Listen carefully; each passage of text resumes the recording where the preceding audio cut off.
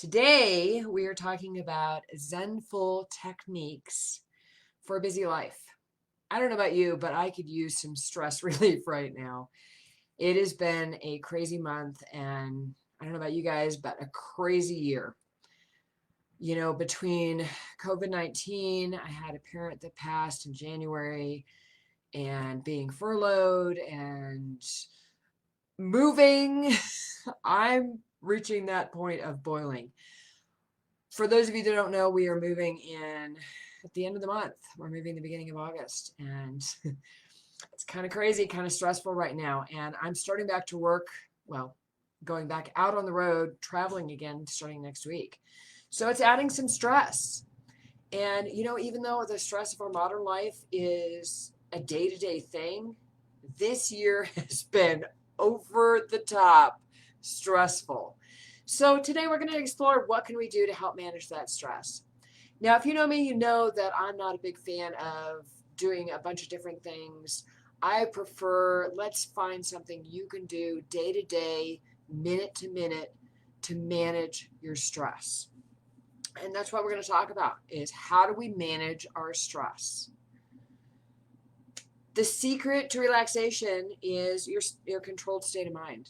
Now, that may sound easier said than done, and I agree, because for me, sometimes my head gets going, and there's my stress, is I could spend all that time talking about, what am I thinking about, and oh my God, I'm moving, and then there was this, and there was the other thing, and there's COVID-19, and masks, and everything. It all gets very stressful.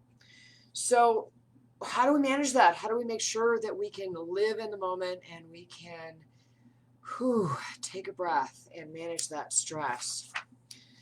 Now, before we talk about managing our stress, how do you react to stress? How do you react to stress? I personally have my own way of reacting, but we're going to go through the 3 different ways that people react to stress. First way is to get overexcited. Now, this is that person that's go, go, go, go, go. They're angry, they're agitated, they're keyed up, and they may respond best to techniques that help them calm down. Help them calm down. And I'm sure we all know that person. We know someone who reacts to stress by getting overexcited. So we're going to talk about some of those techniques as we go forward. The second type of person, second type of way to react to stress is to be underexcited. Makes sense? Underexcited. So underexcited is you tend to become depressed, maybe withdrawn, you space out. Relaxation techniques that are going to work best for you if you're that type of person is something that helps calm down your nervous system. Maybe some rhythmic exercise. Think of yoga. Think of something you can do while you're moving. Maybe Tai Chi, something I'm going to try in the next couple weeks. Number 3, third way that we can get stressed, or how you react to stress, is a combination. This is frozen. This is overexcited, underexcited, and you're stuck in the middle. I don't know about you guys. That's me. I have a tendency it's almost like having your foot on the gas and the brake at the same time, and you're trying to go and you're trying to stay. And with this, it finding a technique that helps you relax, that helps you come back down, something that can help you reboot your system. We're going to talk about those too. And what I would suggest as we go through this is pick a technique that you like. If you try something and it doesn't work, that's okay. Pick another technique. Now, some of the reasons we want to practice stress reduction, other than the simple duh of let's not be so stressful, is we can help reduce some of these stress symptoms. A great thing to do when you're practicing these relaxation techniques, it helps slow down your heart rate. Okay, well, when we get excited, our heart rate goes up. When we're stressed, our heart rate goes up. So it helps slow it down. It helps lower your blood pressure. Kind of goes along with that heart rate. So we slow down. We lower our heart rate. We lower our blood pressure. We can slow our breathing rate. And some of the techniques I'm going to talk about today help us slow our breathing rate as well. When we slow down our stress, we can also increase our blood flow to our major muscles. It's interesting when you get stressed out, your whole body tenses up. Even if you're one of those underexcited people, whole body tenses up, and then those blood vessels constrict too. Then we have problems talking. Improving concentration can help with those stress levels. I'm having that right now. I need to improve my concentration. Slow down a little bit. Foot on the gas, foot on the brake. Here we go. We can reduce anger and frustration. You know, when the stress gets really high, I notice that my partner and I, we have a tendency to kind of at each other, and it's not him, it's us. It's that we're both stressed out. And when we help use these relaxation techniques, it can help eliminate or at least lessen some of that anger and frustration. Here's another secret thing that you wouldn't think about with relaxation techniques.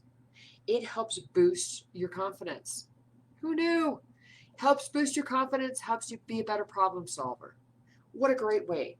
To get the most out of using these relaxation techniques, I would encourage you to use them with other positive coping techniques. If you don't know what those are, or you're like, I don't know, feel free to reach out to me or type it into the comments. I love to hear from you and hear what is it that you're stressed out about, and what are those coping techniques you use? Or if you're like, I don't know, then reach out and I'd be happy to give you some suggestions.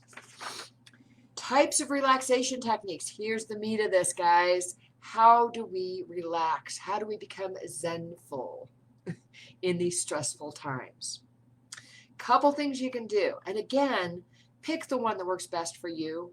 If you try something and you're like, not doing it, try something else. If you're overexcited, underexcited, you're frozen like me, which is the one in the middle, any of these could work for you. Maybe that you need to pick the right one. First one is autogenic relaxation. Kind of a big word. There's a $50 word for today. Autogenic means something that comes from within you. The autogenic relaxation, the key to this is that we focus on visual imagery and our body awareness. So it's a combination of thinking, visualizing, and then bringing that into our body. So if you think of meditation, sometimes this could be your autogenic relaxation. Visualize a nice meadow with flowers. Maybe you visualize the beach. That's a great one for me. It's just the sound of the waves. What does that sun feel like beating down on me? And then with that, we create that body awareness that goes with it. So that's number one, autogenic relaxation. Number two, and I learned this one from my grandma years and years and years ago, is progressive muscle relaxation. I've used this one in the past when I have gone to bed and needed to relax and I felt really tense. So here's how you do this. You start by tensing and relaxing your muscles, one muscle group at a time. Sounds pretty cool, right? Try it the next time that you feel really stressed out, or you're ready to relax for the evening and your body's still amped up. Start with your toes. Flex your toes and then release them. Flex your feet and then release them. Squeeze those calves and then release. Work your way from the bottom to the top, or start at the top and you work your way down. This is our progressive muscle relaxation. Another way to manage stress and to relax is with visualization. Sometimes to get into a right mind space, I'll think, oh, okay, what is this going to be like? And I'll visualize my future perfect, something we use in coaching. So visualize what would be mentally calming for you. I mentioned a moment ago, for me, the ocean, the sound of the ocean, the feel of the waves, the feel of the sun. So this visualization can help put you into a good state. Help bring that relaxation, lower your blood pressure, lower your heart rate, release those muscles, release some of that tension. Other common techniques, hypnosis. Believe it or not, you can hypnotize yourself. I'm not sure how, but if you're interested, I'll let you know. Hypnosis is great. Massage is fantastic. If you're one of those touchy-feely people and you love being touched, or you love having somebody massage you, massage is a great way for relaxation. You can ask your partner. During COVID-19, I know things are starting to reopen again. Find a way to do it that maybe works best for you and within your comfort level. Meditation. Meditation you can do anywhere, anytime. Just turn it on, take a couple minutes, sit down, let it go blank, let your mind go. Meditation. Tai Chi.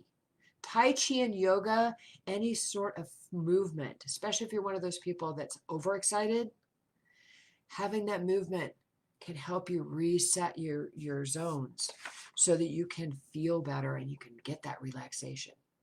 I personally am going to start trying Tai Chi. I've always wanted to, and yoga. I do a lot of traveling, and I found when I travel, I don't always have time to go to the gym, which is my best relaxation. I can do Tai Chi in my room.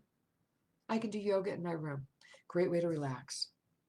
So when we're talking about finding relaxation in your life, you may think, yes, Sandra, these are all really good ideas, but I don't have time.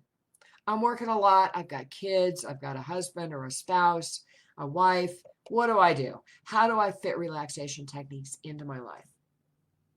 Here's the first step. If possible, schedule a time to practice every day. It's not always possible. Maybe it's first thing in the morning. Maybe it's last thing in the evening. Find 5 to 10 minutes. It doesn't have to be very long. I don't know about you. I don't have an hour. I might have 5 minutes. When you are setting these techniques, take that 5-10 minutes. It's just for you. That's for your relaxation. You could do this once or twice a day. Maybe you can even practice these relaxation techniques while you're doing other things. Now, maybe you meditate while you're commuting. Maybe you're taking the train. I do a lot of flying. Something I do when I'm on the airplane is I will take some time to meditate and just allow myself to relax. Maybe you're waiting for your dentist appointment or you're waiting for your next appointment. Great time to just sit and meditate. Maybe you're doing your homework or housework. Homework we probably don't want to tune out. Housework or mowing the lawn. Maybe you're exercising. These are all good times too. Now, if you exercise, you can improve your relaxation techniques by being mindful when you're exercising. I found this is a great technique that works for me since I'm that stuck person in between the overexcited and underexcited. I'm stuck, is to exercise and be mindful while I'm exercising. Think about how does it feel in my body? What muscles am I using? Can I feel the blood pumping through my system? By focusing on this, takes my mind off of everything else I'm thinking about. Now, I would avoid practicing while you're sleepy. However, I will do that. If I'm trying to get to sleep and I'm stressed, I will use some of these relaxation techniques to help me get that rest, help me get to sleep. So although we probably want to be fully awake when we're practicing our techniques, it's okay. If you want to use those to relax, to get to sleep, feel free as well. Strategies for learning these relaxation techniques using your Zen-ful relaxation. Learn the basics. Start with 1 or 2. Find something that works for you. Set aside a couple minutes a day to practice.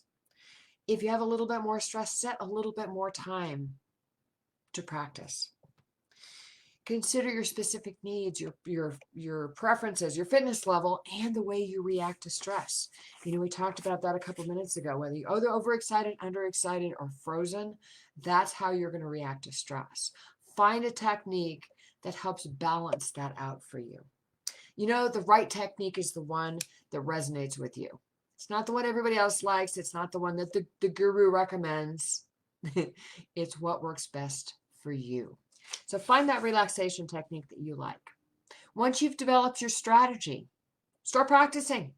It's not going to happen overnight, and it does take practice. What I would recommend is pick one strategy, try it for 15 days, maybe 30 days. Doesn't have to be a habit, but give it a try, give it a go. See how it works for you. If it's not reducing your stress, try something else. You will know once you start using these techniques what's going to work best for you. As I mentioned earlier, for me, the progressive muscle relaxation is a great one for me, especially if I want to get to sleep. Just contracting and releasing those muscles, going through that process top to bottom or bottom to top.